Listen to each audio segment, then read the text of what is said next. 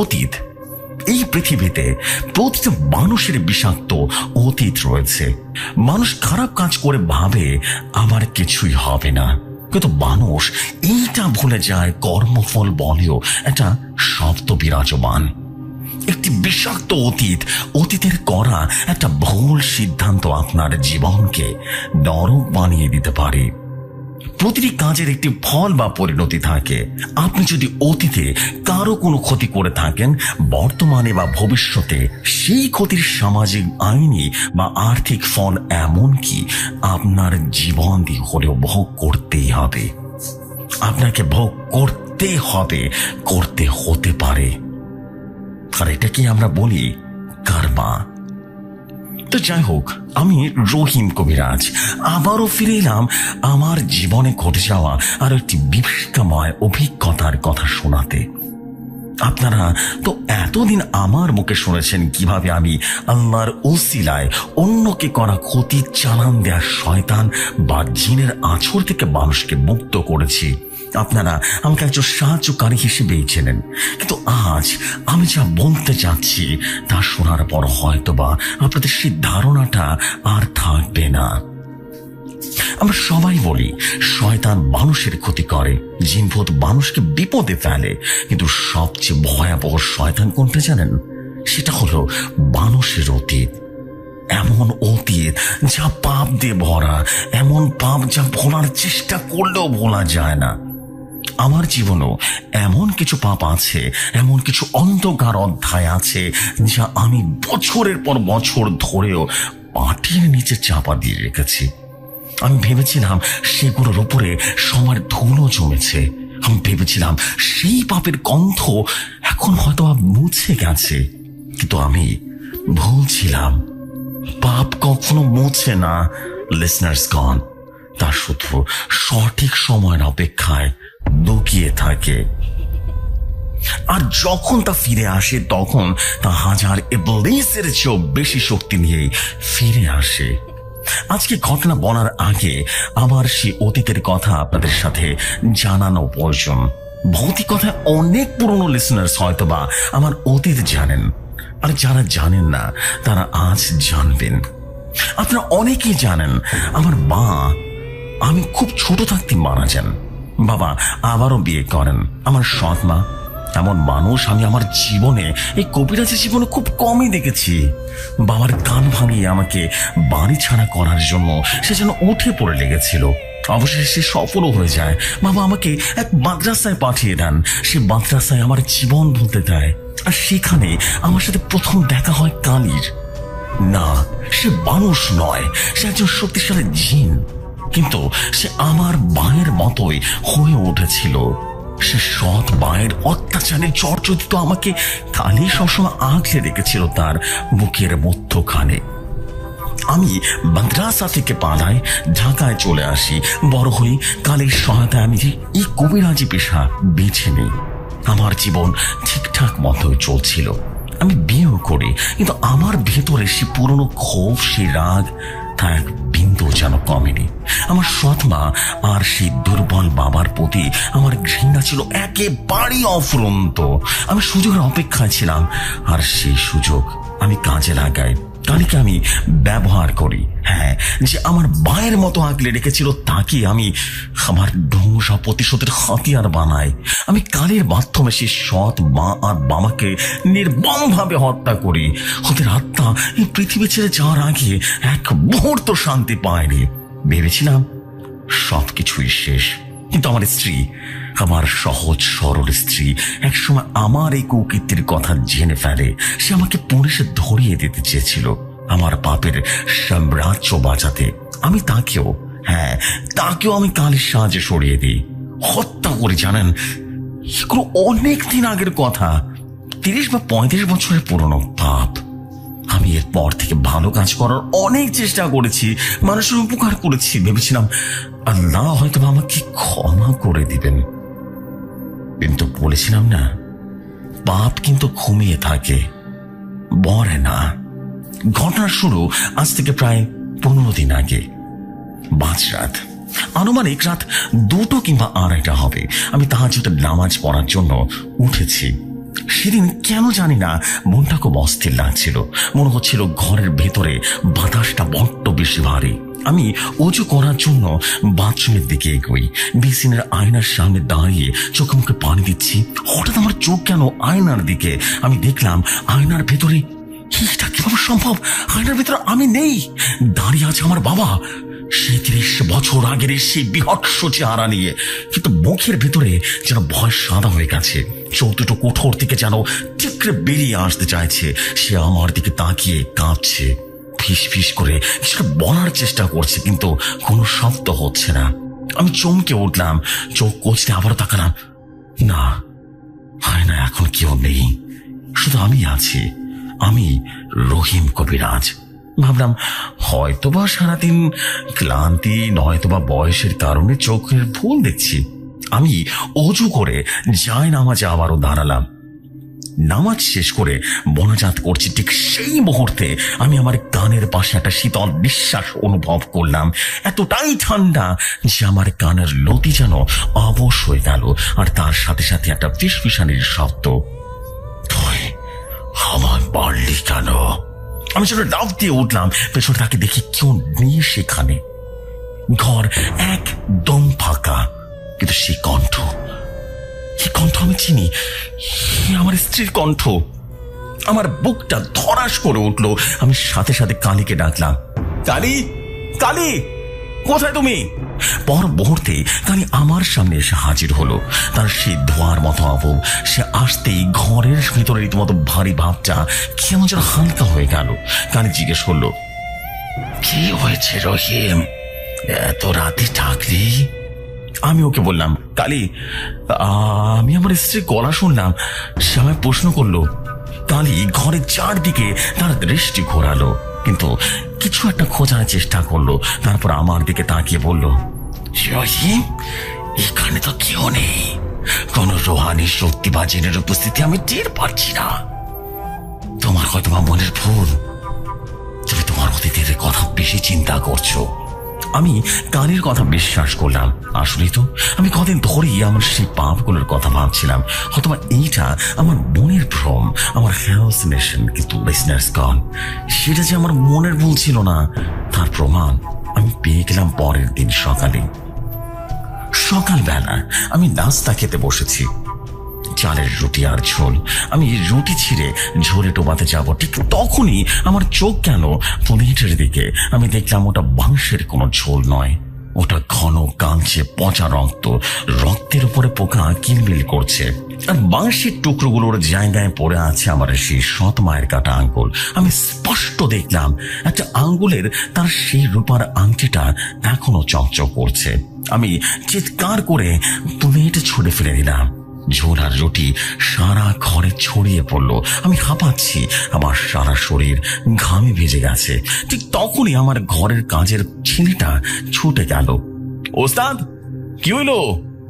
Plate ফালালেন না কেন? আমি কাঁপতে কাঁপতে বেঁচেতে পড়ে থাকা খাবারের দিকেই তাকালাম। এই কি, বেঁচেতে তো সাধারণ রুটি আর মাংসের ঝোলই পড়ে আছে, কোনো রক্ত নেই, কোনো কাটা আঙ্গুল নেই। আমার মাথা ঘুরতে শুরু করলো। আমি কি পাগল হয়ে যাচ্ছি? আমার কি স্ট্রিজোফ্রেনিয়া হয়েছে? নাকি ওরা ফিরে এসেছে? আমি সেদিন আর কিছুই খেলাম না, সারাদিন ঘরে বসে রইলাম। কালীকে আর ডাকিনি। ওকে বা কি বলবো? হয়তো বলবে এটা আমার বোনের ভুল। রাত বাড়তে লাগলো। আমি ভাবলাম আজ রাতে কবিরকে ডাকতে হবে। কবির আমার আরেক সঙ্গী, সে রুহানি জগতে খবর রাখতে ওস্তাদ। তাকে জিজ্ঞেস করতে হবে আমার সাথে কি হচ্ছে, কেন হচ্ছে। আমি ঈশান নামাজ পড়ে শুয়ে আছি। কালীকে ডেকে শরীরটা বন্ধ করে নিয়েছি। ভাবছি একটু ঘুমিয়ে নি, মাঝ রাতে উঠে কবিরকে ডাকবো। কখন যে ঘুমিয়ে পড়েছি নিজে বুঝতে পারলাম না। ঘুম ভাঙলো একটা তীব্র পচা গন্ধে, এমন পচা গন্ধ যে আমার বমি উঠে আসছিল। বড় হচ্ছে আমার ঘরের ভেতরে মরা ইঁদুর পচে আছে। আমি চোখ করলাম, আর চোখ খুলে আমার শরীর রক্তহীন হয়ে গেল। আমি দেখলাম আমার ঘরের সিলিং এর ছাদে উল্টো হয়ে ঝুলে আছে আমার স্ত্রী। এটা কিভাবে সম্ভব? তার চুলগুলো বেঁচেতে এসে ঠেকেছে, আর তার চোখ নেই, কেবল দুটো কালো গর্ত, আর সেই গর্ত দিয়ে অনবরত পচা কালো রক্ত বেরিয়ে পাচ্ছে, বিভৎস রক্ত। রক্তগুলো ফোঁটা ফোঁটা করে আমার বুকের উপরে ছুঁয়ে ছুঁয়ে পড়ছে। আমি চিৎকার করতে পারছিলাম না, আমি গলা দিয়ে কোনো স্বর বের করতে পারছিলাম না। মনে হচ্ছিল কেউ আমার গলাটা চেপে ধরেছে। আমার স্ত্রী তার সে পচা বিভৎস মুখটা আমার মুখের কাছে নামিয়ে আনলো। আমার আর ওর মুখের তফাৎ ছিল মাত্র 2-1 ইঞ্চি। সেই তীব্র পচা গন্ধে আমার দম বন্ধ হয়ে আসছিল। সে আমার দিকে তাকিয়ে সে কাটা পচা ঠোঁটা দুটো রীতিমতো নাড়ালো। একটা খড়খড়ের শব্দ বের হয়ে এলো। সে বলল, আমার নিঃশ্বাসটা যে কেড়ে নিয়েছিল, এখন যে নিঃশ্বাসটা তুমি দাও, দেখো কেমন লাগে। এই কথা বলে সে যেন হাঁ করলো, আর তার মুখ দিয়ে রীতিমতো ভলকে ভলকে বের হলো ঘন আঠালো ঘন রক্ত মেশানো শত শত পোকা কিলবিল কিলবিল করে বেরিয়ে আসলো। আর সেই রক্ত আর পোকার স্রোত আমার নাক মুখ দিয়ে রীতিমতো গলায় ঢুকতে লাগলো। আমি আর সহ্য করতে পারছিলাম না। আমার মনে হলো আমার ফুসফুস ফেটে যাবে। আমি সর্বশক্তি দিয়ে চিৎকার করার চেষ্টা করলাম, আর সাথে সাথে আমার ঘুমটা ভেঙে গেল। আমি যেন ধর্মড়ে উঠে বসলাম। আমার সারা শরীর ঘামে ভেসে গেছে। আমি পাগলের মতো আমার বুকে হাত দিতে লাগলাম। না, কোনো রক্ত নেই, আমার মুখেও কিছু নেই, কিন্তু সেই পচা গন্ধটা, সেই গন্ধটা তখন আমার নাকে লেগে আছে। এটা স্বপ্ন ছিল না, এটা স্বপ্নের চেয়ে অনেক ভয়াবহ কিছু ছিল। আমি আর এক মুহূর্ত দেরি করলাম না। আমি চিৎকার করে ডাকলাম, কবির, কালী, তোমরা দুজনে আমার কাছে এসো, এখন এসো। আমার ডাক শেষ হতে না হতেই ঘরটা ছিল ধোঁয়ায় ভরে গেল। কালী আর কবির দুজনেই হাজির হলো। কবির আমার এই অবস্থা দেখে হতভম্ব হয়ে গেল। রহিম, তোমার এই অবস্থা কিভাবে হলো? তোমাকে এমন দেখাচ্ছে কেন? আমি কাঁপতে কাঁপতে বললাম, কবির, ওরা তো ফিরে এসেছে। আমার বাবা, আমার সৎ মা, আমার স্ত্রী, ওরা সবাই ফিরে এসেছে। ওরা আমাকে মেরে ফেলবে। তাহলে রীতিমতো রেগে গিয়ে বলল, অসম্ভব, আমি ওদের শেষ করে দিয়েছিলাম। ওদের এই দুনিয়াতে থাকার কোনো ক্ষমতা নেই। কবির আমার কাঁধে হাত রাখলো। সে কিছুটা বলার চেষ্টা করলো। তারপরে তার চোখ দুটো বড় বড় হয়ে গেল। সে আমার দিকে তাকিয়ে বলল, রহিম, তোমার উপরে খুব সাধারণ আঁচড় হয়নি। আমি বললাম, মানে কি? কবির তখন বলল, তোমার উপরে এমন কিছু করা হচ্ছে যা আমার জ্ঞানের বাইরে। আমি তোমার শরীরে কোনো জিন বা শয়তানের উপস্থিতি টের পাচ্ছি না, কিন্তু। কবির থামতেই যেন আমি অধৈর্য হয়ে বললাম, কিন্তু কি? কিন্তু আমি তোমার শরীরের ভিতরে মৃত্যুর গন্ধ পাচ্ছি, মৃত্যুর পচা গন্ধ। কেউ তোমার উপরে এমন কোনো কিছু প্রয়োগ করেছে যা তোমাকে ভেতর থেকে পচিয়ে ফেলছে। এইটা কোনো হ্যালোসিনেশন নয় রহিম, এটা তার চেয়েও গভীর কোনো ষড়যন্ত্র। আমি কবিরের কথা যেন শুনছিলাম, আর ঠিক তখনই আমার পেটের ভেতরে মোচড় দিয়ে উঠলো। আমার গলার কাছে কিছুটা যেন বেরিয়ে আসতে চাইছে। আমি আর নিজেকে সামলাতে পারলাম না। কবিরের সামনেই আমি বেঁচেতে উবু হয়ে বমি করে দিলাম। কালী আর কবির দুজনেই দেখলো আমার মুখ দিয়ে ভাত বা পানি বের হচ্ছে না। মুখ দিয়ে ঘন কাঞ্চির জমাট বাঁধা পচা রক্ত গড়িয়ে পড়ছে। আমার মুখ দিয়ে ভলকে ভলকে বিভৎস সেই জিনিস বেরোতেই কালী আর কবির যেন পাথর হয়ে গেল। ওদের মতো শক্তিশালী সত্তা যারা হাজারো শয়তানের সাথে লড়াই করেছে, তাদের চোখে আমি প্রথমবারের মতো ভয়ের ছায়া দেখছিলাম। কানের ধোঁয়ার মতো শরীরটা যেন রাগে কাঁপতে শুরু করলো। সে চিৎকার করে উঠলো আর বলল, কে করলো এটা? আবার রহিমের উপর হাতকে তুললো। তার গর্জনে আমার ঘরের দেয়ালটা পর্যন্ত কেঁপে কেঁপে উঠলো। কিন্তু কবির ছিল শান্ত। সে আমার ইনভেস্টিগেটর। সে আমার অবস্থা যেভাবে পরিস্থিতি পর্যবেক্ষণ করছিল সে আমার কাছে এগিয়ে এলো। আমি তখন বেঁচেতে হাঁটু গেড়ে বসে আছি। আমার গলা দিয়ে তখনও ফোটায় ফোটায় সে কালো রক্ত পড়ছিল। আমার নাকে সে পচা দুর্গন্ধটা এমন ভাবে জেঁকে বসেছে যে আমার মনে হচ্ছিল আমার মগজ পর্যন্ত পচে যাচ্ছে। কবির তার আঙ্গুলতে মেঝেতে পড়ে থাকা সে রক্তটা স্পর্শ করলো না, সেটা কাগজতে সামান্য একটু রক্ত তুলে নিল। সে সেটার দিকে এক দৃষ্টিতে তাকিয়ে রইল। কালি! কবিরের গলাটা বরফের মতো ঠান্ডা শোনালো। এটা কোনো সাধারণ রক্ত নয়, এটা মরা রক্ত। এমন রক্ত যা কোনো জীবিত মানুষের শরীরে থাকে না কালি। মনে হচ্ছে রহিমের ভেতর অঙ্গ পতঙ্গ পচে যাচ্ছে, কেউ ভেতর থেকে ওকে শেষ করে দিচ্ছে। এই কথাটা শুনে আমার সারা শরীর অবশ হয়ে গেল। ভেতর থেকে পচে যাচ্ছি, কথাটার ভয়াবহতা আমার মস্তিষ্ক ঠিকঠাক মতো গ্রহণ করতে পারছিল না। কালি আমার পাশে এসে তার ধোয়াময় হাতটা আমার পিঠের উপরে রাখলো। আমি কোনো স্পর্শ অনুভব করলাম না, কিন্তু একটা শীতল প্রশান্তি আমার শরীর বেয়ে বয়ে গেল। কালি তার সমস্ত শক্তি দিয়ে আমার শরীরটাকে স্ক্যান করার চেষ্টা করলো। সে খুঁজছিল কোনো জিন বা কোনো শয়তান বা কোনো চালান বা বান, যে কোনো কিছু।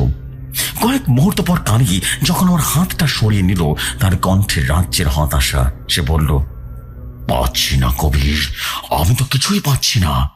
রহিমের শরীর একদম পরিষ্কার, তোর রুহানি উপস্থিতি নেই, কালো জাদুর চিহ্ন নেই, কিন্তু এটা কিভাবে সম্ভব? আমার দুই সবচেয়ে বড় ভরসার জায়গা অসহায়তা প্রকাশ করলো। তখন আমার পায়ের নিচের মাটি যেন সরে গেল। লিসনার্সগণ, ভয় কাকে বলে সেদিন আমি প্রথমবার বুঝতে পারছিলাম। যখন আপনি জানেন আপনার শত্রুকে, তখন আপনি লড়াই করতে পারেন, কিন্তু যখন আপনার শত্রু অদৃশ্য, যখন সে আপনার শরীরের ভেতরেই বসবাস করে অথচ আপনার রক্ষীরা তাকে দেখতেই পাচ্ছে না, তখন যে আতঙ্ক হয় সেটার কোনো তুলনা নেই। কবির আমার দিকে তাকালো, তার চোখ দুটো গভীর চিন্তায় যেন ভরে গেল। রহিম ভাই, আপনার হ্যালুসিনেশন হচ্ছে না, এটা সরাসরি আপনার উপর প্রয়োগ করা হয়েছে। এমন কোন শক্তি এটা করেছে যা আমাদের জিন জগতের থেকে অনেক পুরনো, সম্পূর্ণ কোনো আলাদা সত্তা। সে কানের দিকে ফিরল। কালি, আমি এখন পর্দার ওপারে যাচ্ছি আমার গোত্রের সবচাইতে শক্তিশালী জিনদের সাথে কথা বলতে। জিন্নাতের বাদশার দরবারে যেতে হতে পারে। এই প্রয়োগ কোত্থেকে আসছে, শিকড় কোথায়, সেটা আমাকে খুঁজে বার করতেই হবে। তবে এক মুহূর্তের জন্য রহিমের কাছ থেকে সরবে না, ওর উপরে নজর রাখবে। কালি মাথা নাড়ল আর বলল, তুমি চাও কবির, আমি রহিমকে দেখছি, তোমার জীবন থাকতে ওর কিছু হতে দেব না। পর মুহূর্তে কবিরের অবটা বাতাসের সাথে মেরে গেল। ঘরটা আবারও নিস্তব্ধ হয়ে গেল। শুধু আমার ভারী নিঃশ্বাসের শব্দ আর মেঝেতে পড়ে থাকা আমার পচা রক্তের গন্ধ মিশে থাকলো। কানি আমায় বলল, রহিম, তুমি বিছানায় গিয়ে শোও, তুমি খুব দুর্বল হয়ে পড়েছ। আমি কোনো মতে উঠে দাঁড়ালাম। আমার পা দুটো কাঁপছিল, মনে হচ্ছিল আমার শরীরে এক ফোঁটাও শক্তি অবশিষ্ট নেই। আমি বিছানায় গিয়ে শুয়ে পড়লাম। কালি আমার বিছানায় পাশে রীতিমতো ধোঁয়ার কুণ্ডলি পাকিয়ে বসে রইল। তার টকটকে লাল চোখ দুটো ঘরের অন্ধকারের মধ্যে ঝলঝল করছে। সে পাহারা দিচ্ছে। আমি চোখ বন্ধ করলাম, ভাবলাম কবির নিশ্চয়ই কোনো একটা উপায় বের করে আনবে, কিন্তু শান্তি পেলাম না। চোখ বন্ধ করতেই আমি শুনতে পেলাম একটা ফিসফিসানির শব্দ। প্রথমে মনে হয়েছিল বাতাসের শব্দ, তারপর বুঝলাম না, একাধিক কণ্ঠ। আমার সেই সৎমা, আমার বাবা, আমার স্ত্রী, তারা একসাথে কথা বলছে, কিন্তু কি বলছে স্পষ্ট বুঝতে পারলাম না। যেন অনেক দূর থেকে ভেসে আসা কান্নার রোল। আমি চোখ খুললাম, কালীকে বললাম, কালী, তুমি কি কিছু শুনতে পাচ্ছ? কালী মনোযোগ দিয়ে শোনার চেষ্টা করলো আর বলল, দাও তো রহিম, কিসের শব্দ? ওই যে কান্না করছে। রহিম, তুমি আবারও? কালী শেষ করতে পারলো না কথাটা, কারণ ঠিক সেই মুহূর্তে আমরা দুজনেই শব্দটা শুনলাম। ফিসফিসানি নয়, এবার স্পষ্ট একটা শিশুর হাসির শব্দ। খিলখিল করে হাসছে একটা বাচ্চা। সে হাসিটা আমার ঘরের এক্ষুনি ভেসে আসছিল। আমি আর কালী দুজনে সেদিকে তাকালাম। অন্ধকার কোনটায় কেউ নেই। কালী গর্জন করে উঠল, কে ওখানে? সামনে আয়। হাসিটা থামলো না, বরং আরো বাড়তে লাগলো। আমার মনে হলো হাসিটা আমার কানের ভেতর দিয়ে হচ্ছে, আমার মগজের ভেতরে যেন খিলখিল খিলখিল করছে। কে তুই? কে তুই? আমি চিৎকার করে উঠলাম, আমার সাথে কেন এমন খেলা করছিস? হাসিটা রীতিমতো হঠাৎ করে থেমে গেল, আর তার জায়গায় ভেসে এলো একটা কণ্ঠস্বর, একটা বাচ্চার গলা। ভাইয়া! আমার বুকের ভেতরটা যেন ছ্যাঁত করে উঠলো। ভাইয়া, তুমি বাবা মাকে মারলে, আমাকে মারলে না কেন? আমি রীতিমতো জমে গেলাম। কালী আমার দিকে তাকিয়ে আছে, সেও শুনছে। আমার তো কোনো খেলার সাথে নেই ভাইয়া। সেই কণ্ঠস্বরটা আবারও বলল, তুমি আমার সাথে খেলবে? আমি একটা নতুন খেলা শিখেছি। খেলাটার নাম বচন। আমি রীতিমতো ভয়ে কাঁপতে কাঁপতে বললাম, কে তুই? আমি তোকে চিনি না। চেনো ভাইয়া, খুব ভালো করে চেনো, তুমি শুধু ভুলে গেছো।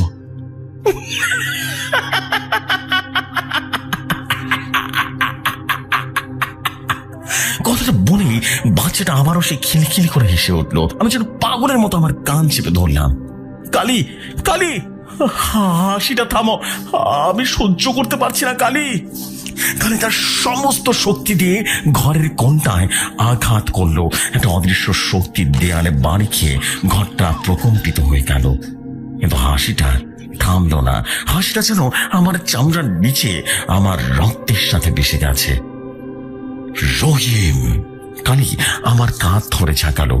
বোনকে শক্ত করো, এটা তোমার মস্তিষ্ক নিয়ে খেলছে, এটা তোমার মানসিকতাকে দুর্বল করে দিচ্ছে। আমি জানি কালী ঠিক বলছে, আমি কবিরাজ, আমি জানি কিভাবে বোনকে শক্ত রাখতে হয়। আমি আয়তাল কুরসি পড়া শুরু করলাম, কিন্তু যতবার পড়ছি ততবারই আয়তাল কুরসি কেমন যেন এলোমেলো হয়ে যাচ্ছে।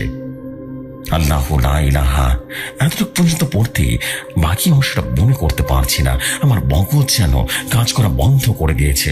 ঠিক তখন আমি জিনিসটা অনুভব করলাম, আমার কপালের ঠান্ডা ছোট্ট হাতের স্পর্শ। আমি ভয়ে চোখ খুললাম। আমি যা দেখলাম লিসনার্সগণ, তা আমি যদি আপনাদেরকে বোঝাতে পারতাম। আমি দেখলাম আমার বিছানার ঠিক সামনেই আমার বুকের উপরে ঝুঁকে আছে একটা 5 থেকে 6 বছরের বাচ্চা ছেলে। তার পরনে একটা পুরনো ছেঁড়া শার্ট, কিন্তু তার মুখটা, আল্লাহ, ওটা বাচ্চার নয়। চামড়াগুলো ছুলে পড়েছে, জায়গায় জায়গায় পচন ধরেছে। আর তার চোখের জায়গায় কোনো মনি নেই, শুধু দুটো থকথকে কালো গর্ত। কিভাবে সম্ভব? কিভাবে সম্ভব? সে আমার দিকে তাকিয়ে আছে, তার পচা থরথরে চোখ দুটো নড়ে চড়ে উঠল। খেলবে না ভাইয়া? আমি যেন আমার সবটুকু শক্তি দিয়ে চিৎকার করে উঠলাম। আমি ওকে ধাক্কা মেরে হাতটা রীতিমতো তুলে ধরলাম, কিন্তু আমার হাত ওর শরীরের ভেতরে যেন ঢুকে যাচ্ছিল। তার মানে এর কোনো বাস্তবিক অস্তিত্ব নেই। আমার চিৎকার শুনে কানে বাঘের মতো ঝাঁপিয়ে পড়ল। সে তার ধোয়ার হাত দিয়ে বাচ্চার অবরটাকে ধরার চেষ্টা করলো, কিন্তু এই অবরটা ধোয়ার সাথে মিলিয়ে গেল। মিলিয়ে যাওয়ার আগে বাচ্চাটার সে কিলকিলানি হাসি শেষবারের মতো আমার ঘরটাকে কাঁপিয়ে দিয়ে গেল। আমি হাঁপাতে শুরু করলাম, আমার দম বন্ধ হয়ে আসছিল। কালী আমার পাশে এসে বসলো। সে রেগে আগুন হয়ে আছে। এটা কি? এটা কেমন মায়া? আমি একে কেন ধরতে পারছি না? আবার শক্তি ব্যবহার করতে পারছি না কেন রহিম?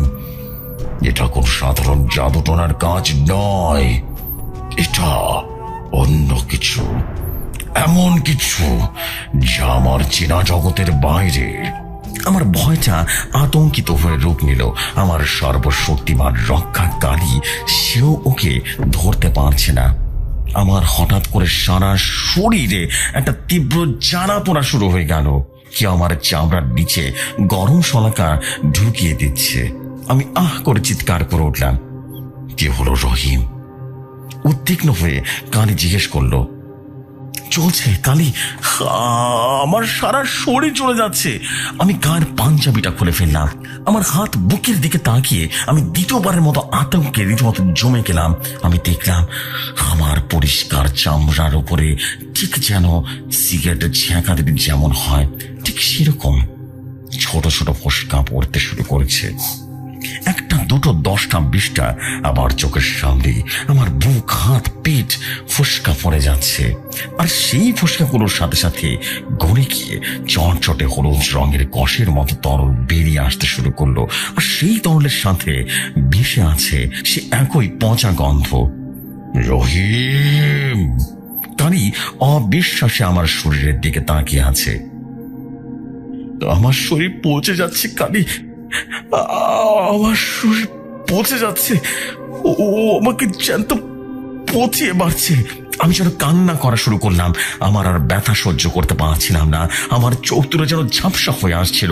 ফোসকাগুলো যেন জ্বালা পচা গন্ধ আর সে বাচ্চার হাসির শব্দ সব মিশে রীতিমতো জ্ঞান লোপ পাচ্ছিল আমার। আমি ধীরে ধীরে অন্ধকারের মধ্যে তলিয়ে যেতে লাগলাম।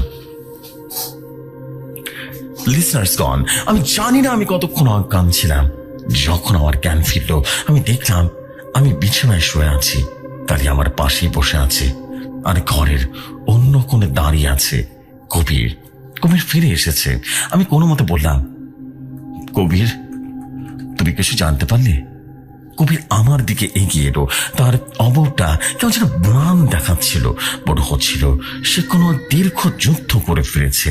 সে আমার দিকে তাকালো, তারপর আমার শরীরে ফোসকাগুলোর দিকে তাকালো। কানে জিজ্ঞেস করলো, কি হলো কবির? চুপ করে আছিস কেন? কিছু বল। কবির একটা লম্বা ভারী নিঃশ্বাস ফেললো। তার কণ্ঠটা ক্লান্ত শোনালো, দা কালি। কালি রীতিমতো চমকে উঠলো আর বলল, দা মানে না। কবির বলল, আমি পর্দার ওপারে কোনো জগৎ নেই যেখানে যায়নি। আমি আমার গোত্রের সবচেয়ে পুরনো জ্ঞানী জিনদের সাথে কথা বলেছি। আমি জিন্নাতের বাদশার দরবারে গিয়েছি, পাতালপুরীর শয়তানের রাজত্বে খবর পাঠিয়েছি। তো কেউ কিছুই জানে না। কবিরের গলায় এক রাস হতাশা।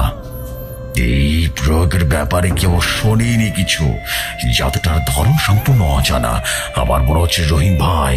সে আমার দিকে ফিরল আর বলল, যে বাজার এটা করেছে এই দুনিয়ার কেউ, সে মানুষ, কিন্তু এমন কোন কালো বিদ্যার আশ্রয় নিয়েছে যে জিন বা শয়তান জগতের থেকে আলাদা, অথবা আরো পুরনো।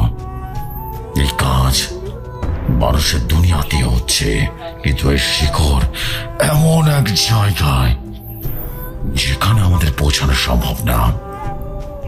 আমার বুকের ভেতরটা কেমন যেন ধসে পড়ল। কবিও ব্যর্থ হয়েছে। আমার শেষ আশাটুকু নিভে গেল। আমার শরীরটা যেন ব্যথায় কুকড়ে আসছিল। আমি জানি আমি খুব দ্রুত মৃত্যুর দিকে এগোচ্ছি। আমার সে পচে যাওয়া শরীরে অসহ্য যন্ত্রণা ছাপিয়ে আমার ভিতরে তীব্র রাগ জন্ম নিল। আমার পাপের জন্য আমি মরতে রাজি আছি, কিন্তু এভাবে ধীরে ধীরে পচে মরবো বিনা লড়াইয়ে? আমি দাঁতে দাঁত চেপে বললাম, যদি এটা কোনো মানুষের কাজ হয় তবে সমাধানও মানুষের কাছে আছে। যদি কোনো শয়তানের পূজারী এই কাজ করে থাকে তবে আল্লাহর ঠিক বড় কোনো অস্ত্র কিন্তু আর কেউ নেই। আমি যখন এই কথাগুলো বলছি ঠিক তখনই আমার সেই স্বপ্নের মতো ঘরের মধ্যে থাকা একটা দৃশ্য মনে পড়ল। আমার সৎ মা, সে উঠানে বসে আছে, সেটা বুনছিল, আর সে আমাকে একটা কথা বলছিল। আমার ছেলের কথা মনে আছে তোর? আমি ধড়বড়ে উঠে বসার চেষ্টা করলাম। ব্যথা আমার সারা শরীর যেন চিৎকার করে উঠল, কবির, কালী! ওরা দুজনেই আমার দিকে তাকালো। আমার সৎ মায়ের কোন ছেলে? আমি হাঁপাতে হাঁপাতে জিজ্ঞেস করলাম, আমার কি সৎ ভাই ছিল? এই প্রশ্নটা শুনে কালী আর কবির একে অপরের দিকে তাকালো। ওদের দুজনের চোখে যেন তীব্র অবিশ্বাসের ছাপ। কালী ফিসফিস করে বলল, ছিল তো, একটা ছিল, খুব ছোট। যখন আমি ঘটনাটা ঘটাই তখন বাচ্চাটা বাড়িতে ছিল না, ওর নানা বাড়িতে গিয়েছিল বেড়াতে।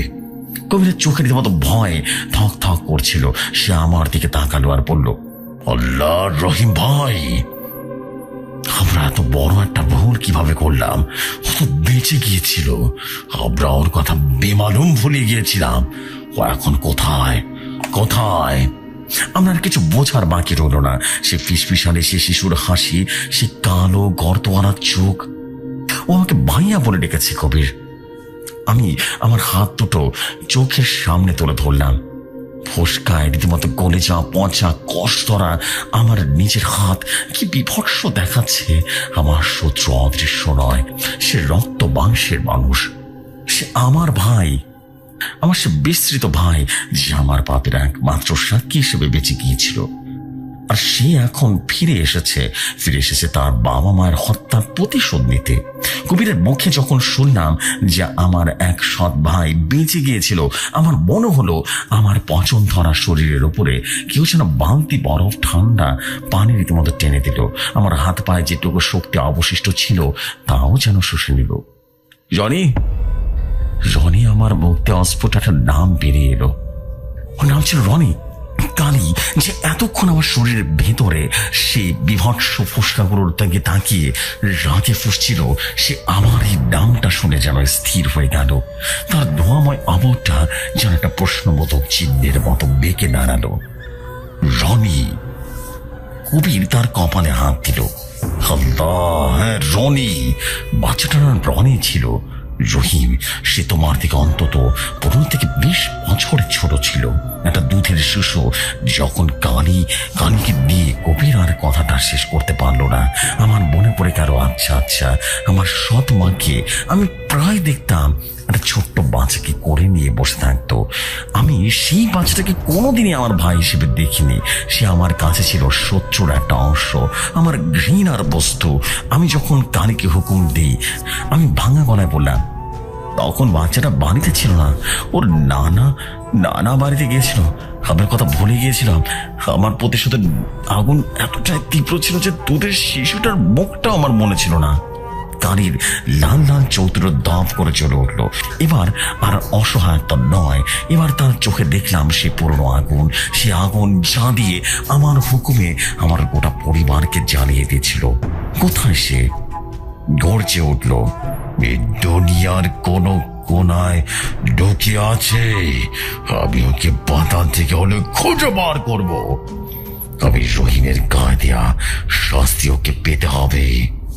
কবির তৎক্ষণাৎ বলল, আমি আমার সমস্ত গোত্রের জিনদের এখনই পাঠাচ্ছি। কালী, রনি নামের এই 40-45 বছর বয়সী লোকটাকে খুঁজে বের করতে 1 মুহূর্ত সময় লাগবে না। সে মানুষ, আমাদের দিকে সে বেশিক্ষণ ঢোকাতে পারবে না। এই বলে কবির আমার দিকে তাকালো। রহিম, তুমি মন শক্ত করো। আমার শত্রুকে চিনে ফেলেছি আমরা। এবার শুধু তাকে ধরার অপেক্ষা। বিস্ময়ে পড়ো, কালী তোমার পাহারায় আছে। কথাবার্তা বলার সাথে সাথে বাতাসে বেরিয়ে গেল। কালী আমার পাশে এসে বসলো। সে তার ধোঁয়াময় হাতটা আমার কপালের উপরে রাখলো। তার শীতল স্পর্শে আমার ফোসকাগুলো জানা যেন 1 মুহূর্তের জন্য কমে এলো। ঘুমানোর চেষ্টা কর রহিম। কালীর কণ্ঠস্বর একটু নরম। আমি আছি তো। এই শয়তানের বাচ্চা তোমার কোনো ক্ষতি করতে পারবে না। আমি কালীর কথায় ভরসা পেলাম। হ্যাঁ, আমার বন্ধুরা আছে, আমার শক্তি আছে, আমার ভয় কিসে? আমি চোখ বন্ধ করে ফেললাম। আমার শরীরটা বড্ড ক্লান্ত, যেন 100 বছরের ক্লান্তি আমার উপরে ভর করেছে। আমি তলিয়ে গেলাম ঘুমের রাজ্যে নয়, লিসনার্স গন, এক ভয়াবহ অন্ধকারের ভেতরে। আমি যখন আবারও ঘোর কাটলো, আমি চোখ মেলে নিজেকে আমার ঘরে পেলাম না। আমি দেখলাম আমি দাঁড়িয়ে আছি আমার সেই 30 বছর পুরনো বাড়ির উঠোনে। সেই বাড়িটা আমি জানিয়ে দিয়েছিলাম, কিন্তু বাড়িটা পোড়া নয়, একদম ঠিকঠাক আছে। পূর্ণিমার চাঁদের আলোয় উঠোনটা যেন ভেসে যাচ্ছে। আমার গা হিম হয়ে গেল। এটা কি স্বপ্ন? আমি বুঝতে পারছিলাম এটা কোনো সাধারণ শব্দ নয়, কেননা এই প্রতিটা জিনিস আমি স্পর্শ করতে পারছিলাম। আমি আমার পায়ের নিচের উঠোনে শীতল মাটি অনুভব করতে পারছিলাম। আমি সেই পচা দুর্গন্ধটা পাচ্ছিলাম। আমার নিজের শরীর থেকে গন্ধ আসা নয়, গন্ধটা আসছে রান্নাঘর থেকে। আমার পা দুটো যেন নিজের থেকে রান্নাঘরের দিকে এগোতে লাগলো। আমি দেখলাম রান্নাঘরের চুলার পাশে উবু হয়ে বসে আছে আমার স্ত্রী, আমার সেই বৃদ্ধ স্ত্রী। তুমি? আমি নিজের অজান্তেই বললাম। সে আমার দিকে তাকালো না, গভীর মনোযোগ দিয়ে কিছু একটা সেলাই করছে। আমি ভালো করে তাকিয়ে দেখলাম, কিন্তু তাতেই সুতো আর তার কোরের ওপরে রাখা একটা ছোট্ট কাঁথা, আর সে কাঁথায় ফুল তুলছে। এখানে কি করছো? আমি জিজ্ঞেস করলাম। আমার স্ত্রী সেলাই করতে করতে বলল, তোমার ছেলের জন্য কাঁথা সেলাই করছি। আমার বুকের ভেতরটা কেমন যেন ধরাস করে উঠল। আমার ছেলে? হ্যাঁ, সে বলল, সেই ছেলে যাকে তুমি পৃথিবীর আলো দেখার আগে মেরে ফেলেছিলে আমার পেটের ভেতরে। লিসনার্সগণ, আমার স্ত্রী যখন মারা যায় তখন সে গর্ভবতী ছিল। এটা আমার পাপ। আমার স্ত্রী সিনায় থামিয়ে আমার দিকে তাকালো, আর আমি দেখলাম তার হাতে কোনো সাধারণ সুই বা সুতা নয়। তার হাতে একটা মানুষের পাঁজরের হাড় দিয়ে বানানো সুই, আর সেই সুতোটা সেটা তার নিজের লম্বা কালো চুল। সে আমার দিকে তাকিয়ে খিলখিলি করে হাসলো, বিভৎস সে হাসি। কি পচা সে হাসি! তোমার ভাই তোমার জন্য একটা উপহার পাঠিয়েছে। কি উপহার? সে তার সেলাই করা কাঁথাটা আমার দিকে এগিয়ে দিল। আমি যেন আতঙ্কে দেখলাম সেটা কোনো কাঁথা নয়, ওটা মানুষের টাটকা ছাল ছাড়ানো চামড়া, আর তার উপরে চুল দিয়ে সেলাই করা, আর সেখানে লিখে রেখেছে স্বাগতম ভাইয়া। আমি যেন চিৎকার করে পিছিয়ে আসতেই আরেকটু কিছুর সাথে ধাক্কা খেলাম। ঘাড় ঘুরিয়ে দেখলাম আমার পিছনে দাঁড়িয়ে আছে আমার বাবা আর আমার সৎমা। তারা একে অপরকে জড়িয়ে ধরে দাঁড়িয়ে আছে। কি বিভৎস সে দৃশ্য! তাদের দুজনের শরীরে বিলবিল করছে সে পোকা। শত শত হাজার হাজার সাদা রঙের পোকা তাদের শরীর কুড়ে করে খাচ্ছে। তাদের চোখ, নাক, মুখ দিয়ে পোকা বেরিয়ে যাচ্ছে। আমার সৎমা তার সে পোকা খাওয়া থনথনে গলাটা দাঁড়িয়ে হাসলো। সেই ঘর করে হাসির শব্দে সে বলে উঠল, বিশেষ ভয় পাচ্ছিস? তোর ভাই তো সব শিখিয়েছিস। ঘৃণা কি জিনিস, প্রতিশোধ কি জিনিস, সব তোর শেখানো। আমার বাবা, যার কোনো দিন আমার সামনে কথা বলার সাহস ছিল না, সে আমার দিকে তাকিয়ে বোকা খাওয়া আঙ্গুলটা বলল, তুই তুই শুধু আমাকে মারিসনি রহিম, তুই তোর নিজের মনুষ্যত্বকে মেরে ফেলেছিস। রাজ, তোর বাপ তোর সামনে দাঁড়িয়ে আছে রহিম, তোর সামনে দাঁড়িয়ে আছে। না না না না, এগুলো মিথ্যা, এগুলো মিথ্যা, এগুলো সব মায়া। আমি যেন চিৎকার করে উঠলাম, এগুলো হ্যালুসিনেশন, এগুলো সত্যি নয়। না, এটা হতেই পারে না, এটা হতে পারে না। আমার বাচ্চা কণ্ঠস্বর যেন ভেসে এলো। আমি দেখলাম আমার বাবা মায়ের পাশ থেকে হেঁটে বেরিয়ে এলো আমার সৎ ভাই রনি। সে 5 বছরের রনি, তার পরনে সেই ছেঁড়া শার্ট, কিন্তু এবার তার চোখ দুটো একদম যেন কালো গর্তে নয়, এবার চোখ দুটো আঙুরের মতো জল জল করছে। এটা হ্যালুসিনেশন না ভাইয়া। জনি আমার দিকে তাকিয়ে হাসলো। এটা তোমার আয়না, তোমার পাপের প্রতিফলন, তোমার পাপের আয়না। কেমন লাগছে আমার খেলাটা? তুই শয়তান, তুই শয়তান! আমি যেন চিৎকার করে বললাম। তুই একটা বাচ্চার শরীরের শয়তান। শয়তান তো তুমি ভাইয়া, জনি বলল। আমি তো শুধু তোমার ছাত্র। তুমি আমাকে শয়তানি শিখিয়েছ কিভাবে পরিবারকে শেষ করে দিতে হয়। আমি তো শুধু শিক্ষার প্রয়োগ করছি, সেটা আবার তোমার উপরে। সে হাসি আমার মগজের কোষ যেন আঘাত করছিল। কি বিভৎস সে হাসি! কালী, কালী আমাকে বাঁচাও, কালী! আমি যেন চিৎকার করে উঠলাম। কালী তোমাকে বাঁচাতে পারবে না ভাইয়া, কেউ পারবে না। জিন বা শয়তান আমার বানানো এই খেলা করে ঢুকতে পারে না।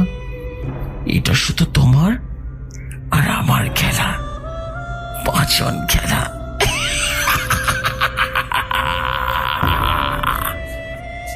জনি আমার একদিকে পা বের করে এগোতে লাগলো। তোমার চামড়া তো পচে গেছে ভাইয়া, এবার তোমার চোখের বালা। সে আমার দিকে তার ছোট্ট ছোট হাতটা বাড়ালো, তার আঙ্গুলগুলো আমার চোখের দিকে এগিয়ে আসতে আসতে আমি যেন ভয় চোখ বন্ধ করে ফেললাম, আর সাথে সাথে আমার ঘোরটা কেটে গেল।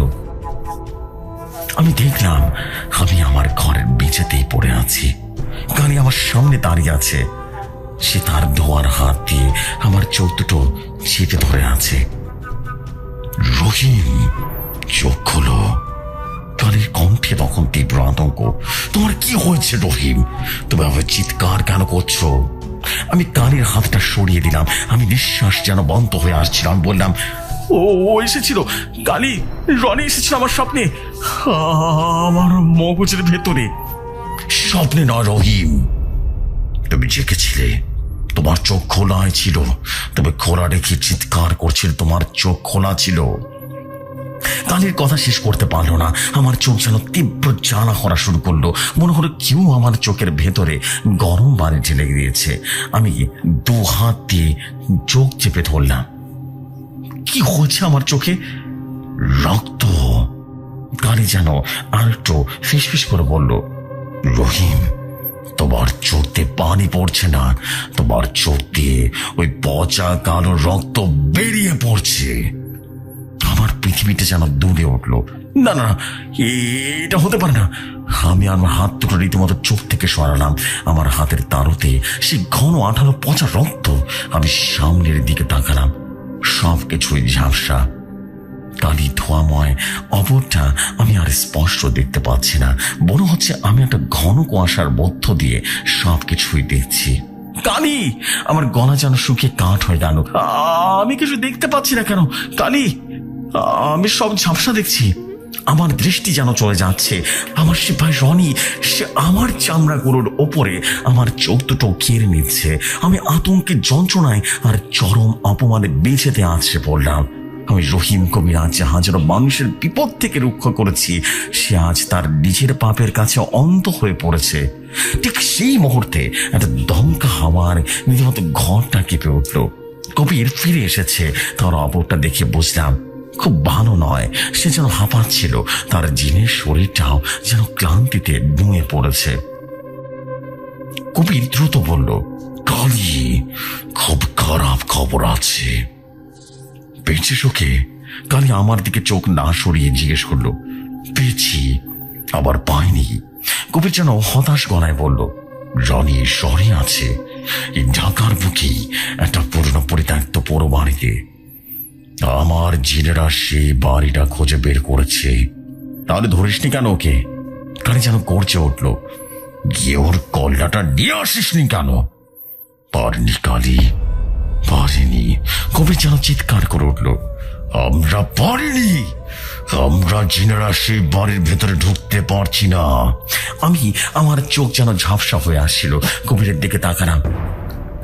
ঢুকতে পারছেন না মানে কি? মানে রনি একটা গন্ডি তৈরি করেছে। কবির বলল, এটা কোনো সাধারণ গন্ডি নয়, এটা জিন বা শয়তানের গন্ডি নয়। এটা এমন এক প্রাচীর এবং অন্ধকার বিদ্রাশ্রয় নিয়েছে যা আমাদের জিনের জগতের সব নিয়ম কানুন বাতিল করে দেয়। একটা বারজাক বা বাঁধার দেয়াল তৈরি করছে। সে ওই বাড়ির ভেতরে বসে আছে, কিন্তু সে দুনিয়াটাতে নেই, আবার জিনের দুনিয়াতেও নেই।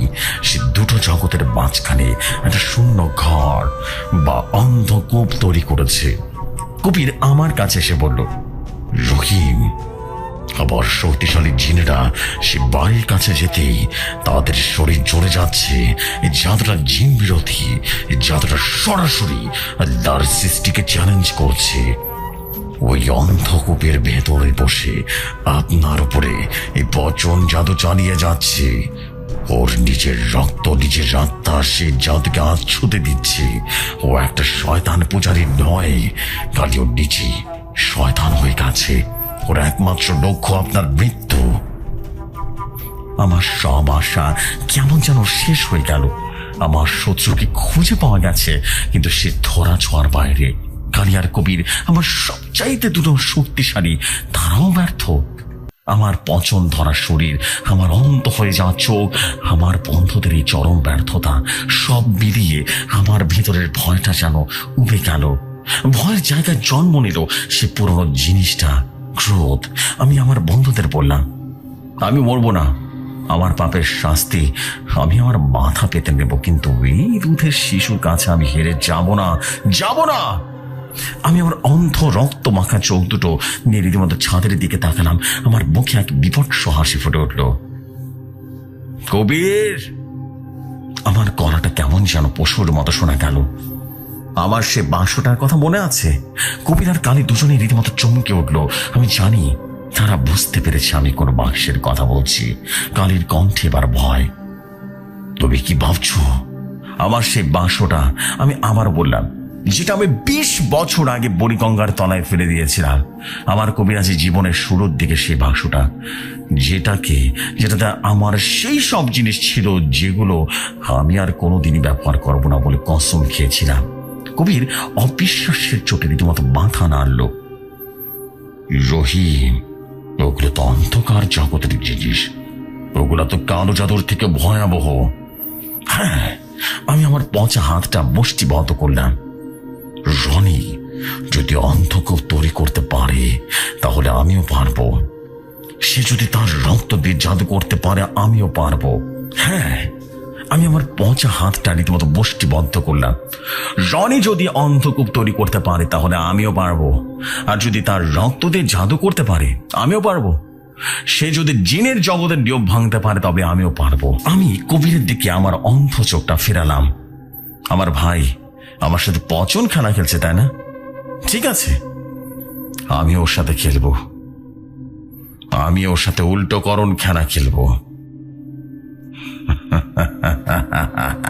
আমি কালী আর কবিরের দিকে তাকে শেষবারের মতো বললাম, যাও আমার সে 500টা নিয়ে এসো, সময় শেষ হয়ে আসছে।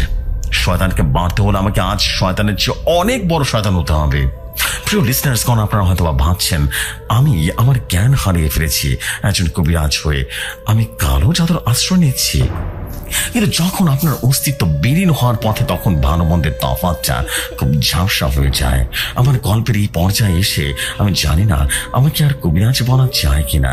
একজন কবিরাজের কাজ মানুষকে রক্ষা করা, কিন্তু আমি তখন মরিয়া হয়ে উঠেছিলাম নিজের আত্মাকে শয়তানের কাছে বিক্রি করে দেওয়ার জন্য। আমার সেই কথাটা শোনার পর কালী আর কবিরের যেন আমার দিকে না, আমার ভেতরে বাস করা অন্য এক সত্তার দিকে তাকিয়েছিল। আমার পচে যাওয়া বিভৎস বুকের দিকে তারা সেভাবে তাকাচ্ছিল না যেভাবে তাকাচ্ছিল সে হুকুম শুনে। বুড়িগঙ্গার ভাষ্য, কালীর কণ্ঠস্বর যা এতক্ষণ ক্রোধে গর্জন করছিল তা এক মুহূর্তের মধ্যেই ভয় যেন ফিসফিসানিতে পরিণত হলো। রহিম, তুমি কি পাগল হয়ে গেছো? তুমি জানো এই বাক্সে কি আছে? ওটা কোনো কবিরাজি বিদ্যা নয়, ওটা ইবলিসের আগের অন্ধকার। কবির, যে কিনা সবসময় ঠান্ডা মাথায় পরিস্থিতি সামাল দেয়, সেও কিনা দুপা পিছিয়ে গেল। রহিম, তুমি কি বলছো? তুমি নিজেও জানো না 20 বছর আগে আমরা ওটাকে বুড়িগঙ্গার গভীরতম পাঁকের নিচে পুঁতে দিয়েছিলাম। কথা দিয়েছিলাম ওই বিদ্যার নাম আমরা আর মুখে আনবো না। ওই বাক্সটা খুললে শুধু তোমার ভাই রনি মরবে না রহিম, ওই বাক্স এমন এক দরজা খুলে দেবে যা বন্ধ করার ক্ষমতা আমাদের কারো নেই। আমি আমার অন্ধ রক্ত মাখা চোখ দুটো ওদের দিকে ফেরালাম। আমার কিছুতেই রীতিমতো দেখতে পাচ্ছিলাম না, কিন্তু আমি ওদের ভয়টা অনুভব করতে পারছিলাম। আমার চোখ পচে গলে পড়েছে। আমি আমার ভাঙা পশুর মতো কণ্ঠে বললাম, আমার চামড়া খসে পড়ছে। আমার ভাই রনি ওই অন্ধকূপে বসে আমার শরীরের প্রতিটি অঙ্গ আলাদা আলাদা করে দিচ্ছে, পচিয়ে পচিয়ে মারছে। তোমরা ওকে ধরতে পারছো না, আমার কালাম কাজ করছে না। এখন যদি আমি বলি তবে আমার পাপী আত্মা ওই নরকে গিয়ে পড়বে, ওর খেলায় পুতুল হবে। আমি আমার পচা হাতটা কবিরের দিকে বাড়ালাম। আমার কাছে আর কোনো পথ খোলা নেই কবির, শয়তানকে মারতে হবে, ওর চেয়ে বড় শয়তান হতেই হবে। যাও, আমার সময় নেই, বাক্সটা নিয়ে এসো। কালী আর কবির একে অপরের দিকে তাকালো। আমি জানি এই প্রথমবার কোনো হুকুমে তারা দ্বিধা বোধ করলো, কিন্তু আমার এই অবস্থা দেখে আমার কণ্ঠের সে পুরনো শীতল আদেশের সুরে আমার আর না করতে পারলো না তারা। এবার কবির একটা দীর্ঘশ্বাস ফেললো। সেই নিঃশ্বাসে ছিল রাজ্যের ক্লান্তি আর ভয়। কালী, তুমি রহিমকে এক মুহূর্তের জন্য একা ছাড়বে না। রনি বুঝতে পেরেছে আমরা ওর ঠিকানা জেনে গেছি। ও এখন সবটুকু শক্তি দিয়ে আঘাত আনবে। আমি যাচ্ছি, আল্লাহ ভরসা। পরের মুহূর্তেই কবিরের অবরোধটা একটা কালো ধোঁয়ার ঝড়ে পরিণত হয়ে ঘরের দেয়াল ভেদ করে বেরিয়ে গেল। সে গেল আমার সেই অতল স্পর্শী পাপকে উদ্ধার করতে। ঘরটা আবারও নিস্তব্ধ হয়ে গেল। কিন্তু লিসনার্সগণ, এই নিস্তব্ধতা ছিল সবচেয়ে ভয়াবহ। কবিরের ঘর ছেড়ে বেরোতেই আমার চারপাশটা যেহেতু উষ্ণতা ছিল, তাও যেন চলে গেল। আমার মনে হলো আমি একটা বরফের ব্লকের মধ্যে শুয়ে আছি। খালি আমার পাশে নীল আগুনের কুণ্ডুলি পাকিয়ে বসেছিল, কিন্তু তার সেই আগুনের তাপও যেন আমার শরীরকে গরম করতে পারছিল না। রহিম, কানি বলল, বোনকে শক্ত করো। কবির আসা পর্যন্ত তোমাকে লড়াই করতে হবে। আমি কিছু বলতে পারলাম না, কারণ ঠিক সেই মুহূর্তে রনির পরবর্তী আঘাতটা এলো। প্রথমে এলো গলাটা। এবার আর আমার শরীরের পচা গন্ধ নয়, এটা একটা নতুন গন্ধ, মিষ্টি পচা বেরি ফুলের গন্ধ, যার সাথে মিশে আছে বড় মানুষের পচা লাশের গন্ধ। বহু আমার মুখে অস্পষ্ট একটা শব্দ বের হলো। আমার সে মৃত স্ত্রী বেরি ফুল খুব ভালোবাসত। শুনতে পাচ্ছ? আমার কানের ভেতরে, আমার মগজের কোষে কোষে আমার স্ত্রীর সে আদরে কণ্ঠটা রীতিমতো বেজে উঠল। সেই কণ্ঠ যা আমি নিজের হাতে স্তব্ধ করে দিয়েছিলাম। শুনতে পাচ্ছ?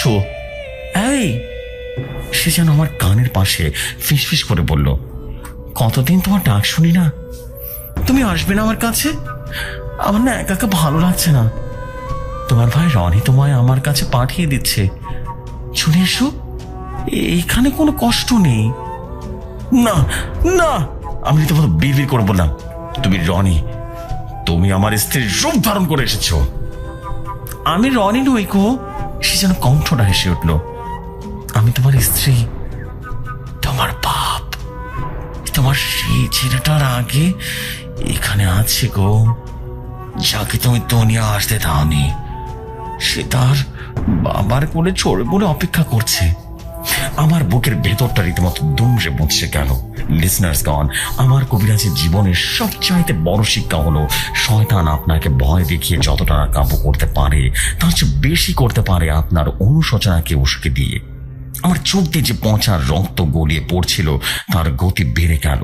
আমার মনে হলো আমি আর বেঁচে নেই, আমি আমার পাপের নরকে ডুবে যাচ্ছি। ভাইয়া, এবার রনির গলা, সে শিশুর কণ্ঠ। বৌদির সাথে কথা বলে ভালো লাগলো। মার বাবাও লাইনে আছে, কথা বলবে?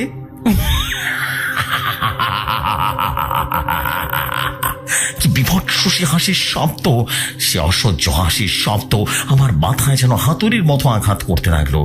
কালী, আমি যেন চিৎকার করে উঠলাম, থামা, ওকে থামা। কালী তার নীল আগুনের শিখাটা আমার চারপাশে একটা দেয়ালের মতো তৈরি করলো। রহিম, ওর কথায় কান দিও না। ও তোমার বোন ভাঙতে চাইছে। ও চায় তুমি লড়াই করা ছেড়ে দাও। রনির জাদুর কাছে কানের দেয়ালও কোনো মাথায় ছিল না। দেয়ালতে কি হবে কানি? রনির কণ্ঠটা যেন ঘরের প্রতিটা কোণে একযোগে ভেসে এলো। আমি তো বাইরে নই, আমি তো আমার ভাইয়ের ভিতরে, তার রক্তে, তার পাপে। আর তখনই আমি জিনিসটা অনুভব করলাম, আমার পচে যাওয়া চামড়ার নিচে, আমার বংশের ভেতরে কিছু একটা নড়ে উঠল। একটা নয়, শত শত। আমার মনে হলো আমার সেই সৎ মা আর বাবার শরীরে করে খাওয়া পোকাগুলো, সেই সাদা থরে থরে পোকাগুলো এখন আমার অংশের ভিতরে কিলবিল করে হাঁটছে। আমার শিরার ভিতর দিয়ে, আমার নারী ভুঁড়ির মধ্য দিয়ে ওরা কিছু একটা নিয়ে যাচ্ছে। আমি যেন আমার জীবনের সবচাইতে বিভৎস চিৎকারটা করলাম। আমি আমার পচা নখ দিয়ে সে বুক খামচে ধরলাম। আমার শরীরের আঙ্গুলের ডগায় উঠে এলো আমার নিজের বুকের পচা মাংস আর চামড়াটা। বের হ শয়তান। আমি বের হব না ভাইয়া, আমি বের হব না। রনির কণ্ঠটা এবার কান্নার মতো শোনালো। তুমি আমাকে একা ফেলে চলে গিয়েছিলে, আমি তোমাকে আর কোথাও যেতে দেব না। আমরা একসাথে পৌঁছবো এখানে এক্ষুনি। আমার নিঃশ্বাস যেন বন্ধ হয়ে আসছিল। আমার মনে হলো পোকাগুলো আমার গলা দিয়ে উপরে উঠে আসছে। আমার ফুসফুসটা আর কাজ করছে না। আমি বেঁচেতে পড়ে গেলাম। আমার শরীরটা খিচুনি দিতে শুরু করলো। গানের নীলের আগুনে দেয়ালে একটা শরীর খিচুনির সাথে কাঁপছিল। গানে সে দেখছিল কিভাবে তার রহিমের চোখের সামনে পচে করে পোকার আক্রমণ শেষ হয়ে যাচ্ছে, কিন্তু সে কিছুই করতে পারছিল না। আমার অন্ধ চোখ দুটো খোলা ছিল। আমি যেন কিছুই দেখতে পারছিলাম না, শুধু অন্ধকার। কিন্তু সেই অন্ধকারের মধ্যে আমি একটা ছবি দেখছিলাম। লিসনার্স গণ, আমি দেখলাম সেই অন্ধকূপ। এটা কোনো কুয়া নয়, এটা একটা শূন্য স্থান, মহাবিশ্বের এক কালো গর্তের মতো। সেই গর্তের ভেতরে আমি দেখলাম হাজার হাজার আত্মা চিৎকার করছে, তাদের বুকগুলো বিকৃত। আমি তাদের চিনতে পারলাম। আমার সারা জীবনের কবিরাজি জীবনে আমি যত জিন, যত শয়তানকে শেষ করেছিলাম, তাদের বিভৎস আত্মা। আর তাদের মাঝে আমার বাবা, আমার সৎমা, আমার স্ত্রী, আমার অনাগত সন্তান, সবাই যেন চিৎকার করছিল। আর সে অন্ধকূপের ঠিক মাঝখানে একটা সিংহাসনে বসে আছে রনি। সে আর বাচ্চা নেই, সে 45 বছর বয়সে একটা লোক, কিন্তু তার শরীরটা তার নিজের নয়। সে এক বিশাল কুৎসিত মাকড়সার শরীরের সাথে মিশে গেছে। তার আটটা পা কূপের দেয়ালে গেঁথে আছে, আর তার মুখটা সে 40 বছরের মুখ, কিন্তু তার চোখ দুটো 5 বছরের বাচ্চার। সে চোখে শুধু ঘৃণা আর প্রতিশোধের আগুন জ্বলছে। সে আমার দিকে তাকিয়ে হাসলো। স্বাগতম ভাইয়া, তোমার সিংহাসনে আমি তোমাকে দেখেছি।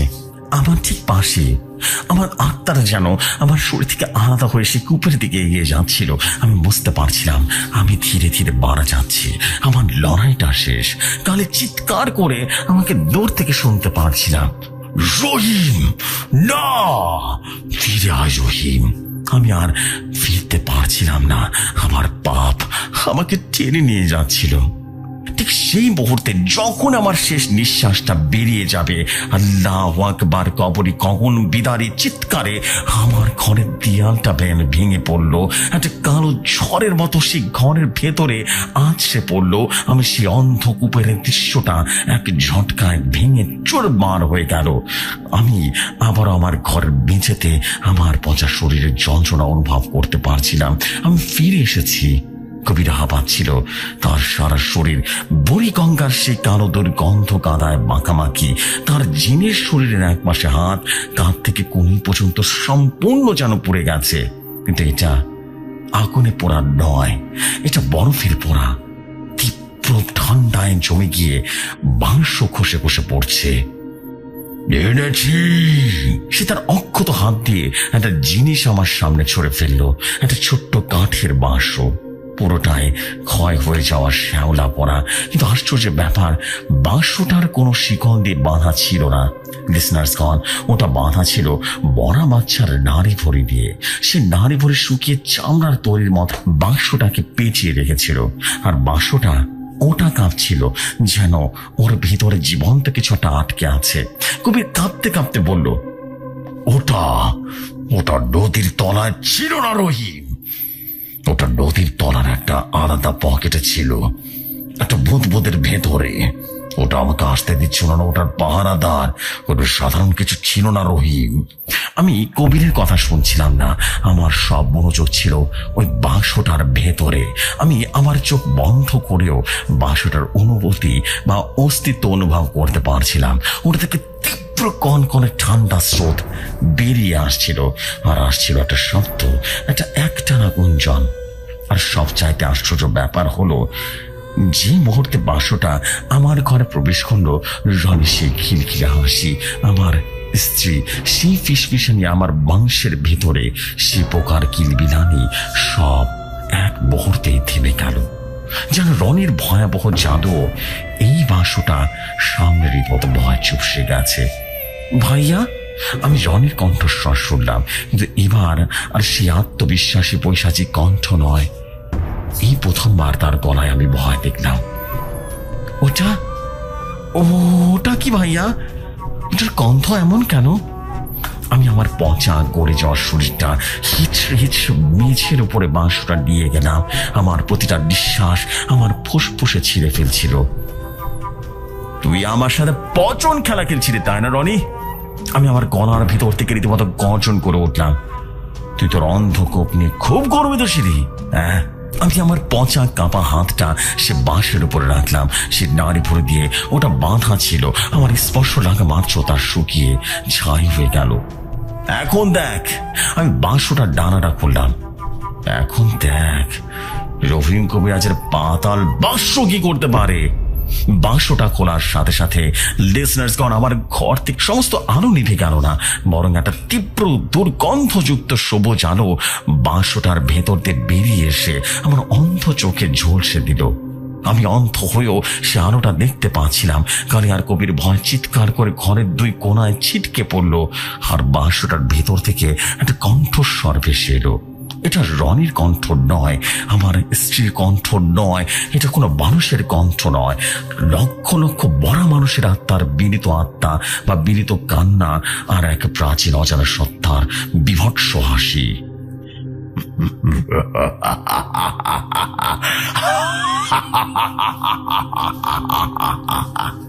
সেই সত্তা যা আমার মগজের ভেতরে কথা বলল। অবশেষে বুদ্ধ, তুই আমাকে ডাকলি রহিম, তুই আমার খেলার সাথী হবি। আমি আমার অন্ধ হয়ে যাওয়া চোখ দিয়ে রনির সে অন্ধকূপের দিকে তাকালাম। আমি হাসলাম। আমার পচা গাল বেয়ে কারো রক্ত গড়িয়ে গড়িয়ে পড়ছিল। না, আমি সত্তাটাকে বললাম, আমি খেলার সাথী হব না। আমি বাক্সটার ভেতরে হাত ঢুকিয়ে আমার সে উল্টোকরণ কালো জাদুর বিভৎস জিনিসটা বের করে আনলাম। একটা কালো চকচকে পাথর, যা একটা মরা মানুষের হৃৎপিণ্ড শুকিয়ে বানানো। আমি হব এই খেলার নতুন মালিক। আমার সে পাতাল বাঁশুটা খোলার সাথে সাথে আমার ঘর রইল না। ওটা পরিণত হলো নরকের একটা ছোট্ট কামরায়। বাঁশুটা থেকে যে সবুজ দুর্গন্ধ আলোটা বেরোচ্ছিল তা আমার অন্ধ চোখকেও ভেদ করে আমার মস্তিষ্কের ভেতরে বিচ্ছিল। কালিয়ার কবির ভয় ঘরের দোকোনায় ছিটকে পড়ছিল। তাদের শক্তিশালী জিনের শরীরও রীতিমতো প্রাচীর মন্দিরের সামনেও টিকতে পারছিল না। রহিম, বাক্সটা বন্ধ করো। কানে চিৎকার করে আমার কানে আসছিল, কিন্তু তা যা বহু দূর থেকে ভেসে আসা আর্তনাদের মতো। ওরা তোমাকে ক্রাশ করে ফেলবে। ওটা কোনো জাদুর বাক্স নয়, ওটা একটা জেলখানা। তুমি জেলখানার দরজায় খুলে দিয়েছ।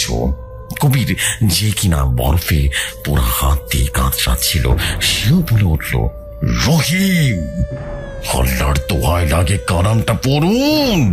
তওবা করুন, এখনো সময় আছে। সময়? আমার কাছে কোনো সময় ছিল না। আমার বাঁশের ভেতরের পোকাগুলো আমারও যেন নড়ে চড়ে উঠছিল। রনির ভয়টা এক মুহূর্তের জন্য ছিল। সে বুঝতে পেরেছিল আমি নতুন কোনো খেলা শুরু করেছি। তাই সে অন্ধকূপ থেকে আমার উপরে শেষ আঘাতটা হানার প্রস্তুতি নিচ্ছিল। আমি আমার পচা চামড়ার নিচে অনুভব করতে পারছিলাম আমার হৃৎপিণ্ড যেন পোকা খাওয়া শুরু করে দিয়েছে। একটা অমানসিক হাসি আমার গলা দিয়ে যেন বেরিয়ে এলো। তবা কবির, আমার তবার সময় শেষ হয়ে গেছে। আমি আমার অন্ধ চোখ দিয়ে সে বাঁশটার দিকে ফেরালাম। সে প্রাচীন সত্তাটা যা বাঁশের ভেতর থেকে আমার সাথে কথা বলছিল, সেই যেন আমার মনের ভেতরটা দেখতে পাচ্ছিল। ওরা ভয় পেয়েছে রহিম। সে হাজারো বিনীত কণ্ঠস্বর আমার মগজে বলল, ওরা শুদ্ধ, ওরা পবিত্র, ওরা এই খেলার মজা বুঝবে না, কিন্তু তুমি বুঝবে, কারণ তুমি আমাদেরই একজন। তুমি একজন হত্যাকারী। চুপ করো! আমি যেন চিৎকার করে উঠলাম। আমি আমার পচা কাপা হাতটা বাঁশের ভেতরে ঢুকালাম। সেই সবুজ আলোর ভেতরে আমার হাতটা ডুব দিতে মনে হলো হাজার হাজার ঠান্ডা পিচ্ছিল হাত আবার হাতটা আঁকড়ে ধরেছিল। ওরা যেন সবাই আমার পচা মাংসের স্বাদ দিচ্ছিল। আমি সে শুকিয়ে যাওয়া কালো হৃৎপিণ্ডটা হাতে নিয়ে মুঠোয় নিলাম। তুমি আমার সাথে পচন খেলা খেলছিলে, তাই না রনি? আমি আমার ঘরের শূন্যতার দিকে তাকিয়ে গর্জে উঠলাম, এখন দেখ তোর খেলা তোর বুকে ফিরিয়ে দিই। আমি আমার আরেক হাত নিলাম। পচে যাওয়া বুকের ফোসকা থেকে যেন মুঠো ঘন হলদে কষ আর কালো রক্ত তুলে আনলাম। সে পচা রক্ত আমি বাঁকিয়ে নিলাম আমার কালো হৃৎপিণ্ডটার উপরে। তালি, কবির! আমি আদেশ দিলাম, আমার চারদিকে গণ্ডি তৈরি করো। এমন গণ্ডি যা শুধুমাত্র আমাকে রক্ষা করবে না, যা আমার জাদুকেও বাইরে বের হতে বাধা দেবে না। ওরা আমার হুকুমে রীতিমতো চমকে উঠল। ওরা বুঝতে পারছিল আমি কি করতে যাচ্ছি। আমি আমার নিজের বন্ধুদের দিয়ে শয়তানি কাজের সুরক্ষা বর্ম তৈরি করতে যাচ্ছিলাম। ওরা যেন দ্বিধা করছিল।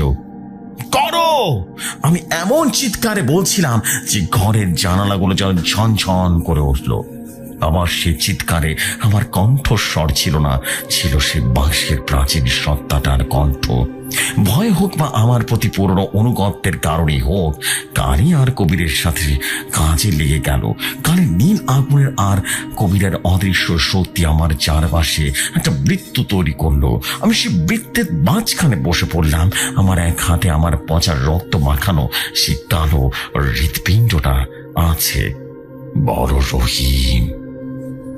সে সত্তাটা আমার কানে ফিসফিস করলো, বলো সে কথাগুলো যা তুমি 20 বছর আগে ভুলে গিয়েছিলে। আমি চোখ বন্ধ করলাম। আমার সেই পুরোনো নিষিদ্ধ বিদ্যা আমার মগজে ফিরে আসতে লাগলো। আমি সেই কালাম পড়া শুরু করলাম। লিসনার্সগণ, ওটা কোরআনের কোনো আয়াত ছিল না, ওটা ছিল সৃষ্টির সেই আদিকালকের সে বিভৎস অন্ধকারের ভাষা, যে ভাষার কথা বললে পাথর গলে যায় আর বড়া মানুষও জেগে ওঠে। আমি প্রতিটা শব্দ উচ্চারণ করছিলাম আর আমার চারপাশের গণ্ডিটা থরথর করে কাঁপছিল। কালী আর কবির যেন অদৃশ্য কোনো শক্তির বিরুদ্ধে তাদের সর্বশক্তি দিয়ে দেয়ালটা ধরে রেখেছিল। আর ঠিক তখনই রনির শেষ আঘাতটা এলো। সে বুঝতে পেরেছিল আমি ওর নিয়ন্ত্রণের বাইরে চলে যাচ্ছি। সে তার অন্ধকূপের সমস্ত শক্তি আমার উপর প্রয়োগ করলো। ভাইয়া, তুমি আমার কাছ থেকে পালাতে পারবে না। আমার সেই স্বপ্নের দৃশ্যটা আবারও সে ফিরে এলো, কিন্তু এবার আর স্বপ্ন নয়। আমার ঘরের ভিতরেই কালী আর কবিরের গণ্ডির ঠিক বাইরে আমি আমার অন্ধ চোখ দিয়ে ওদের ছায়া দেখতে পেলাম। আমার বাবা, আমার সৎমা, আমার স্ত্রী, আমার অনাগত সন্তান, তাদের পচা বিভৎস দেহগুলো গণ্ডির বাইরে দাঁড়িয়ে আছে। তাদের গণ্ডি ভাঙার জন্য তাদের পচা হাত দিয়ে রীতিমতো কালের নীল আগুনের আঘাত করছে। খুনি! আমার স্ত্রী চিৎকার করছে, আমাদেরকেও তোর সাথে নিয়ে চল। তুই একা নরকে যাবি কেন? আমার সৎমা তার পোকা খাওয়া হাতগুলো যেন এনে বলল, শনি তোকে মারবি, তুই মরবি রহিম, আজ তুই মরবি। আমার মগজের ভেতরের যন্ত্রণা যেন বাইরে যাচ্ছিল। আমার পছন্দ ধরা শরীরটা এর শিকল ছুঁইতে পারছিল না। আমার বুকের ভেতরটা যেন ছিঁড়ে যাচ্ছিল। আমার জব করা অন্ধকারটা কানাল আর আমি যেন বুঝে যাচ্ছিলাম আমার হাত দিয়ে সে কালো হৃৎপিণ্ডটা প্রায় পড়ে যাচ্ছিল। দুর্বল বাসটা সে সত্তাটা গর্জে উঠল, তুই বড্ড দুর্বল। ওরা তোর মন ভেঙে দিচ্ছে। তোর ঘৃণা কোথায়? তোর সে ক্রোধ কোথায় যা দিয়ে তোর পরিবারকে মেরেছিলিস? আমি পারছি না। আমি কাঁদতে উঠলাম। ওদের চেহারা? তাহলে মরে যা, ওদের হাতে মরে যা। রনির অন্ধকূপে গিয়ে খেলার পুতুল হয়ে যা। না না, আমি মরবো না। আমি শয়তানের বাচ্চার কাছে হার মানবো না। আমি ভেতরে সে পুরনো ক্রোধ যা আমার সৎ বাহার উপরে ছিল, যা আমার স্ত্রীর উপরে ছিল, সে ঘৃণাটা আবারও জ্বলে উঠল। তোরা আমার কেউ না। আমি আমার সে মৃত পরিজনের ছায়াগুলোর দিকে তাকিয়ে চিৎকার করে উঠলাম, তোরা আমার পাপ, আর আমি আমার পাপকে ভয় করি না। আমি আমার সমস্ত শক্তি এক করলাম। আমার শরীরের সমস্ত পচন, সমস্ত ব্যথা আর অন্ধ চোখের সমস্ত যন্ত্রণা, আমার মাংসের ভেতরের সমস্ত প্রকার কিলবিলানি, আমি সবটুকু এক করে আমার নিঃশ্বাসের সাথে টেনে নিলাম। আর আমার সে অন্ধকারে কালামের সেই শব্দটা উচ্চারণ করে আমি আমার হাতের সেই কালো হৃৎপিণ্ডটা সজোরে আমার সামনে বেঁচেতে আছড়ে পড়লাম। লিসনার্সগণ, সেই মুহূর্তে ওটা ভেঙে গেল। এক মুহূর্তে যেন পৃথিবীটা যেন থেমে গেল। কোনো শব্দ নেই, কোনো আলো নেই। কালের আগুনগুলো যেন নিভে গেল। রনির ছায়াগুলো যেন জমে পাথর হয়ে গেল। আমার শরীরের ভেতরের পোকাগুলো যেন মরে গেল। একটা পিন পতন, নীরবতা। তারপর ঘরের মেঝেতে যেখানে হৃৎপিণ্ডটা ভেঙেছিল সেখানে একটা দ্রুত বিভৎস সবুজ কালো ধোঁয়ার সাপ ফনা তুলল। ওটা আমার কোনটি ভেদ করলো, ওটা আমার ঘরের ছাদ ভেদ করলো, ওটা আসমান ভেদ করলো, ওটা এই দুনিয়া আর ওই দুনিয়ার মাঝখানে বারজাকের শূন্যতা ভেদ করে রনির সে অন্ধকূপের দিকে ছুটে গেল। আমি আমার অন্ধ চোখ দিয়েও যেন সব দেখতে পাচ্ছিলাম। আমি দেখলাম রনি তার সেই মাকড়সার মতো শরীরে বসে আছে। সে আমার এই উল্টোকরণ জাদুকে তার দিকে আসতে দেখলো। সে তার 8টা পা দিয়ে বাধা দেওয়ার চেষ্টা করলো। সে তার অন্ধকূপের হাজার হাজার আত্মাকে আমার জাদুর সামনে ছুড়ে মারলো। কিন্তু আমার যে জাদু, এটা এই দুনিয়ায় ছিল না। এটা ছিল পাতাল বাক্সের জাদু। এটা আত্মাদের খেয়ে ফেলে। সেই সবুজ কালো সাপটা রনির সমস্ত আত্মাকে এক নিমিষে ঘিরে ফেললো। রনি সেই দুর্ভক্ষ দুর্গ 1 সেকেন্ডে তাসের মতোই ভেঙে পড়ল। রনি আমার দিকে তাকালো। সে 5 বছরের বাচ্চার চোখ দুটো ভয় আর অবিশ্বাসে বড় বড় হয়ে গেল। সাপটা রনির বুক ভেদ করে ঢুকে গেল। রনি যেন চিৎকার করে আমার মগজের ভেতরে শুনলাম। সে মানুষের চিৎকার ছিল না, সেটা যেন অনন্ত নক্ষত্রের অন্তরালে যে জমে যাওয়া যন্ত্রণার চিৎকার। আমার সাথে রনি মানসিক সংযোগটা এক ঝটকায় কেটে গেল। আমার ঘরের ঘন্টির বাইরে দাঁড়িয়ে থাকা আমার বাবা, মা, স্ত্রীর ছায়াগুলো এক মুহূর্তে ধুলো হয়ে বাতাসে বেরিয়ে গেল। আমার শরীরে পচন থেমে গেল, জ্বালা পোড়া থেমে গেল। আমার কানের ভেতরে সেই খিলখিল হাসি, সেই ফিসফিসানি সব থেমে গেল। আমি জিতে গিয়েছিলাম। আমি আমার পচা অন্ধ শরীরটা নিয়ে ঘরের বেঞ্চেতে লুটিয়ে পড়লাম। আমি যেন হাঁপাচ্ছিলাম। আমার প্রতিটা নিঃশ্বাসে যেন এক যুগ পর নিচ্ছি।